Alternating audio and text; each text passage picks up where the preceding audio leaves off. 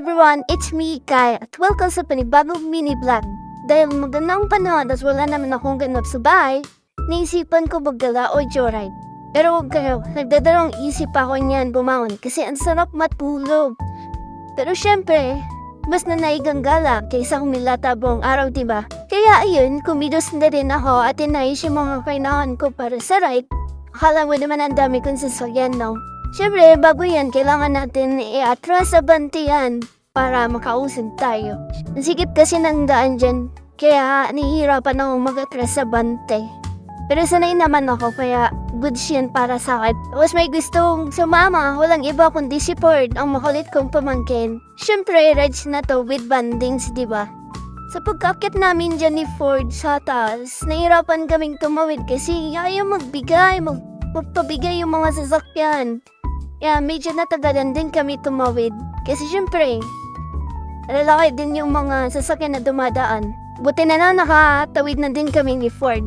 Habang nasa biyahe pala kami ni Ford, hindi ko talaga maiwasang pumiti. Ang ganda ng vibes, cloudy at malamig, paborito akong weather talaga. At saka best combination talaga sa mood ko. Nakaka-release siya ng stress. Dahil sana nito kung pinagdadrive ako kasi di pa pwede si Ford mag-drive kasi syempre bata pa. Na kapag nakasakay ka lang, tumitingin-tingin ka lang sa paligid na, miss ako, promise. Nakaka-relax siya. At syempre, hindi mo wala ang pag-emote natin dyan. Yung tipong nakatulala lang habang nilalasap ang hangin at ambience. Imo-realness muna tayo kahit saglit lang. Dahil mainipid na ako, nag-ride pa kami na nag-ride hanggat hindi ako satisfied. Go lang ng go. Pero sa part na to, nasa gilid na kami ng kalsada. May duman kasing tricycle at kami kasya sa daan. Ako na tuloy yung nag-adjust, munti na kaming hindi makaalis dyan. Kung hindi pa ako nag-video, baka nandun pa rin kami hanggang ngayon.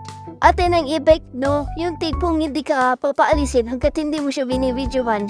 Saan-saan na kami nakakarating dyan ni Ford, long ride namin. Sunod naman, umabot kami sa barangay Tarong at muntik na kami maligaw dyan. Buti na lang may offline Google Maps. Si ating Mo, sobrang helpful niya talaga. Habang nasa kalagitnaan ng ride, di ko na mabalayan ng oras.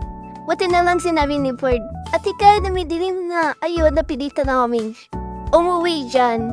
Kasi malayo-layo din yung narating namin dyan. Kaya iniisip namin na gagabin talaga kami. At boom, inabutan na kami ng gabi.